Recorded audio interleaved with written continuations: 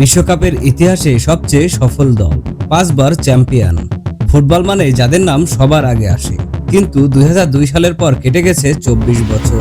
প্রতিবারই স্বপ্ন নিয়ে আসে ব্রাজিল, আর প্রতিবারই কোনো না কোনো বাধায় থেমে যায়। কিন্তু এবার 2026 সালে কি সত্যি ফিরে আসছে সে ভয়ঙ্কর ব্রাজিল? কার্লো চেলত্তির নেতৃত্ব, ভিনিসিয়াস জুনিয়রের বিস্ময়কর ফ্রম, রাফিনিয়ার দুর্দান্ত ধারাবাহিকতা, এনরিকের উত্থান, আর নেইমারের শেষ বিশ্বকাপের সম্ভাবনা, সবকিছু মিলিয়ে কেন অনেক বিশ্লেষক মনে করছেন ব্রাজিল হতে পারে 2026 সালের বিশ্বকাপের সবচেয়ে ভয়ঙ্কর দল। আজকের ভিডিওতে আমরা তথ্য, পরিসংখ্যান, স্কোয়াড বিশ্লেষণ, কৌশল এবং বাস্তবতা দিয়ে খুঁজে বের করব 2026 সালের বিশ্বকাপ কেন চ্যাম্পিয়ন হতে পারে ব্রাজিল। হ্যালো বন্ধুরা, আমি আশিক জাকি।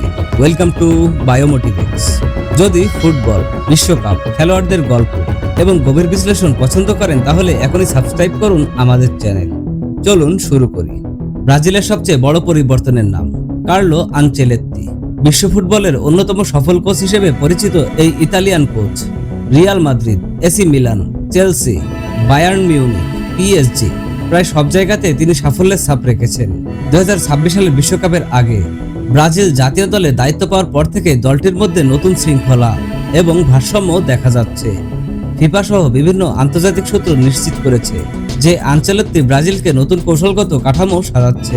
আগের ব্রাজিলকে প্রায়ই সমালোচনা শুনতে হয়েছে, দলে অনেক তারকা আছে কিন্তু ট্যাকটিক্যাল ভারসাম্য নেই। আনচেলত্তি সেই সমস্যাটি সমাধান করতে চাইছেন।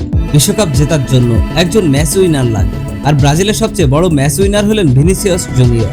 রিয়াল মাদ্রিদের এই সুপারস্টার গত কয়েক মৌসুমে বিশ্বের অন্যতম ভয়ঙ্কর আক্রমণভাগের খেলোয়াড়ে পরিণত হয়েছে। 2026 সালের বিশ্বকাপে গোল্ডেন বলের সম্ভাব্য দাবিদারের মধ্যেও তার নাম রয়েছে। তার গতি, ড্রিবলিং, একজন বনাম একজনের পরিস্থিতিতে আধিপত্য যে কোনো ডিফেন্সকে ধ্বংস করে দিতে পারে। আনচেলত্তির অধীনে খেলতে খেলতে তিনি কোচের দর্শন খুব ভালোভাবেই বুঝে গেছেন। এটাই ব্রাজিলের জন্য বিশাল সুবিধা। ভিনিসিয়াস আলোচনায় থাকলেও অনেক সময় আড়ালে থেকে যান রাফিনহা, কিন্তু সাম্প্রতিক সময়ে তার পারফরমেন্স অসাধারণ। 2025-26 মৌসুমে 21 গোল এবং 7টি অ্যাসিস্ট করেছেন বলে সাম্প্রতিক বিশ্লেষণে উল্লেখ করা হয়েছে। ডান প্রান্ত থেকে তার কাট ইন, দূরপাল্লার শট এবং ক্রিয়েটিভিটি ব্রাজিলকে আক্রমণে আরও বহুমাত্রিক করে তুলেছে। যদি ভিনিসিয়াসকে আটকানোও যায়, রাফিনিয়া ম্যাচ ঘুরিয়ে দিতে পারে। যখন ব্রাজিলের কথা আসে তখন নেইমারের নাম এড়িয়ে যাওয়া যায় না। ইনজুরি সমস্যা থাকলেও তাকে বিশ্বকাপ স্কোয়াডে অন্তর্ভুক্ত করা হয়েছে। অনেকের মতে এটি হতে পারে তার শেষ বিশ্বকাপ। একজন অভিজ্ঞ নেতা হিসেবে তার উপস্থিতি তরুণ খেলোয়াড়দের জন্য বিশাল অনুপ্রেরণা। হয়তো তিনি আর আগের মতো দ্রুত নন, কিন্তু বড় ম্যাচে তার অভিজ্ঞতা এখনো অমূল্য।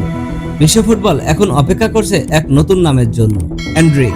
মাত্র অল্প বয়সে তিনি বিশ্বজুড়ে আলোচনার কেন্দ্রবিন্দু। বিশ্বকাপের আগে মিশরের বিপক্ষে প্রীতি ম্যাচে তিনি গোল করে নিজের সামর্থ্যের ইঙ্গিত দিয়েছেন। অনেক বিশ্লেষক মনে করছেন তিনি হতে পারেন এই বিশ্বকাপের ব্রেকআউট স্টার। একটি দল শুধু ফরওয়ার্ড দিয়ে বিশ্বকাপ জেতে না, মিডফিল্ডই আসল যুদ্ধক্ষেত্র। ব্রাজিলের রয়েছে ক্যাসিমেরো, ব্রুনো এবং অন্যান্য টেকনিক্যাল মিডফিল্ডারের সমন্বয়। আনচেলত্তি এমন একটি মিডফিল্ড গঠন করেছেন যা বল দখল, প্রেসিং এবং ট্রানজিশন সব ক্ষেত্রেই কার্যকর। বিশ্বকাপে আক্রমণ ম্যাচ জেতায়, কিন্তু ডিফেন্স ট্রফি জেতায়। ব্রাজিলের রক্ষণভাগে রয়েছে মার্কিউনোস এবং গ্যাবিরেল। বিশ্লেষকদের মতে আনচেলত্তির সবচেয়ে বড় অবদান হতে পারে ডিফেন্সিভ সংগঠন। যদি ব্রাজিল কম গোল হজম করে তাহলে আক্রমণ ভাগ নিজের কাজ ঠিকই করবে। এখানেই আসল প্রশ্ন। সত্যি বলতে স্পেন, ফ্রান্স, আর্জেন্টিনা, ইংল্যান্ড সব দলই শক্তিশালী, কিছু সুপার কম্পিউটার মডেল এমনকি ফ্রান্স বা স্পেনকে সামান্য এগিয়েও রেখেছে। তবুও ব্রাজিলকে আলাদা করে তোলে 3টি বিষয়। প্রথমত, বিশ্বমানের আক্রমণ ভাগ। দ্বিতীয়ত, আনচেলত্তির অভিজ্ঞতা। তৃতীয়ত, স্কোয়াডের গভীরতা। Vinicius, Raphinha, Neymar, Endrick, Martinelli, Cunha যে কোনো মুহূর্তে ম্যাচের মোড় ঘুরিয়ে দিতে পারে। তাহলে 2026 সালে ব্রাজিল কি চ্যাম্পিয়ন হবে? এটার উত্তর এখনই কেউ জানে না, কিন্তু একটা বিষয় নিশ্চিত, অনেক বছর পর ব্রাজিল এমন এক দল নিয়ে বিশ্বকাপে এসেছে যেখানে প্রতিভা, কৌশল এবং অভিজ্ঞতা সবকিছু সমন্বয় দেখা যাচ্ছে। কার্লো আনচেলত্তির নেতৃত্বে এই দল যদি নিজেদের সেরাটা খেলতে পারে তাহলে ষষ্ঠ বিশ্বকাপ ট্রফি জয়ের গল্প আর কল্পনা নয়, সেটা বাস্তবে হয়ে উঠতে পারে। হয়তো 2026 সালে বিশ্ব ফুটবল আবার দেখতে পারে জগবনিত রাজকীয় প্রবর্তন। আপনার কি মনে হয়, ব্রাজিল কি 2026 সালে বিশ্বকাপ জিততে পারবে, নাকি আর্জেন্টিনা, ফ্রান্স কিংবা স্পেন এই ট্রফি নিয়ে যাবে?